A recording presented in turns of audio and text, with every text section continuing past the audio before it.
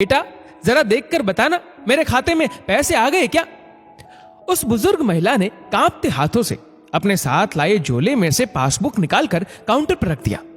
वह पिछले कुछ महीनों में बैंक के इतने चक्कर लगा चुकी थी कि सामने काउंटर पर मौजूद शख्स भी अब उसे अपना कोई जान पहचान वाला ही लगने लगा था।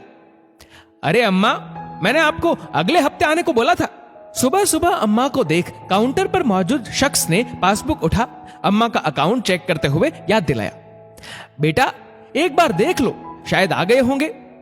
नहीं अम्मा, कोई रुपए नहीं आए हैं। अम्मा का पासबुक वापस काउंटर पर रखते हुए वह अपने कंप्यूटर के स्क्रीन पर व्यस्त हो गया।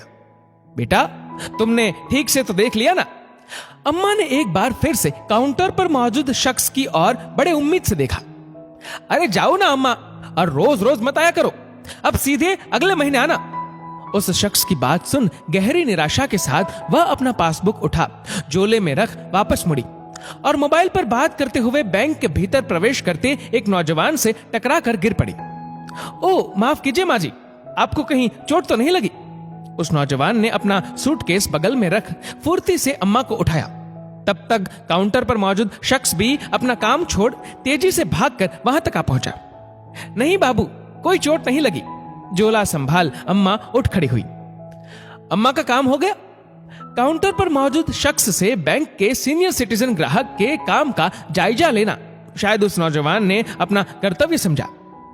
सर, अम्मा अपने अकाउंट से पैसे निकालने आई थी, किंतु पैसे अभी आए नहीं है। काउंटर पर मौजूद शख्स के हाव भाव से अम्मा समझ गई कि सामने खड़ा नौजवान उस बैंक के किसी बड़े ओहदे का मालिक है। लेकिन वृद्धा पेंशन तो पिछले हफ्ते ही सभी के अकाउंट में डाल दी गई है। इस नौजवान ने काउंटर पर मौजूद शख्स की ओर सवालिया निगाहों से देखा। नहीं नहीं बाबू, वृद्धा पेंशन नहीं चाहिए, मेरा बेटा रुपए भेजता है। अम्मा का स्वाभिमान देख वह नतमस्तक हुआ। अच्छा अच्छा, तो अभी तक रुपए नहीं आए?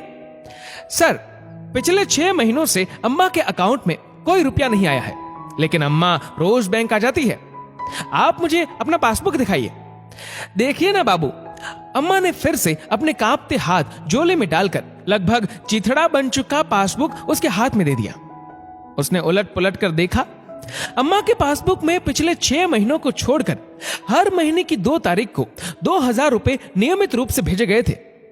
अब आपका बेटा रुपए नहीं भेजता तो आप वृद्धा पेंशन के लिए आवेदन क्यों नहीं देती? उस अजनबी अम्मा के लिए उसे थोड़ी चिंता हुई। नहीं बाबू, माँ बाप खैरात पर पले, ये मेरे बेटे को पसंद नहीं। ये सुन उस बुजुर्ग अम्मा के प्रति उसके दिल में सम्मान 2 गुना हो गया। लेकिन अब वह रुपए भी तो नहीं भेजता, आपकी जिंदगी कैसे चलेगी? जिंदगी तो चल रही है बाबू, लेकिन एक ही गम है कि अब उससे बात नहीं हो पाती और ना ही उसका कोई हालचाल मिल पाता है। आपके पास उसका कोई मोबाइल नंबर है? इसी खाते में लिखा है बाबू, लेकिन सरपंच कहते हैं अब उस पर बात नहीं हो सकती। क्यों? वह नंबर बंद हो गया है। अच्छा, आप यहीं बैठिए, मैं देखता हूं। वह अम्मा का पासबुक लिए अपने केबिन के भीतर चला गया। मुश्किल हालात में भी अम्मा में मौजूद स्वाभिमान से प्रभावित होकर उस स्वाभिमान को जस का तस बरकरार रखने के लिए अपनी अच्छी खासी तनख्वाह में से हर महीने 2000 रुपए अम्मा के अकाउंट में डालना उसके लिए कोई बड़ी बात नहीं थी। थोड़ी देर बाद वह बाहर आकर बेचैनी से इंतजार करती अम्मा से बोला, अम्मा, आपके बेटे की नौकरी छूट गई थी, इसलिए वह आपको इतने दिनों तक रुपए नहीं भेज पाया, लेकिन अब उसे नौकरी मिल गई है। अगले महीने से वह आपको रुपए जरूर भेजेगा। बाबू, उसे मना कर दीजिए, रुपए ना भेजे। बस पहले की तरह कभी कभी सरपंच के मोबाइल पर फोन कर अपना हालचाल मुझे बता दिया करे। अम्मा के चेहरे की निराशा थोड़ी कम हो गई और यह देख उसे खुशी हुई। जी ठीक है अम्मा, आप मुझे सरपंच का नंबर दे दीजिए। मेरे बेटे के पास सरपंच का नंबर है बाबू।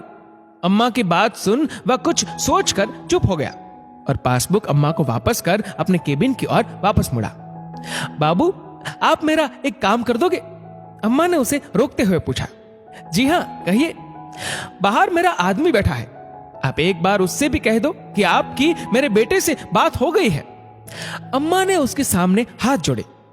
हाँ, लेकिन ये बात तो आप भी कह सकती है। वह मेरी बात पर विश्वास नहीं करेगा। क्यों? वह कहता है कि हमारा बेटा मर चुका है। क्या? उसके पैरों तले मानो जमीन ही खिसक गई। हाँ बाबू, वह कहता है कि कोई कोरोना वाला राक्षस हमारे बेटे को खा गया। ये कहते कहते अम्मा अपने पति की झूठी जानकारी के प्रति तैश में आ गई और अब तक अम्मा के प्रति सहानुभूति में झूठ बोलता वह बैंक अधिकारी सच्चाई समझ निशब्द हो गया। सचमुच कुछ घटनाएं आपको निशब्द कर देती हैं। दोस्तों, इस वीडियो को लेकर आपकी क्या राय है नीचे कमेंट करके जरूर बताएगा। और अगर आपको वीडियो अच्छा लगा हो तो इस वीडियो को लाइक करेगा, शेयर करेगा ज्यादा से ज्यादा लोगों तक। और ऐसी ही और भी इंस्पिरेशनल वीडियोस के लिए सब्सक्राइब करें हमारे यूट्यूब चैनल को और फेसबुक पर फॉलो करें हमारे पेज को। धन्यवाद।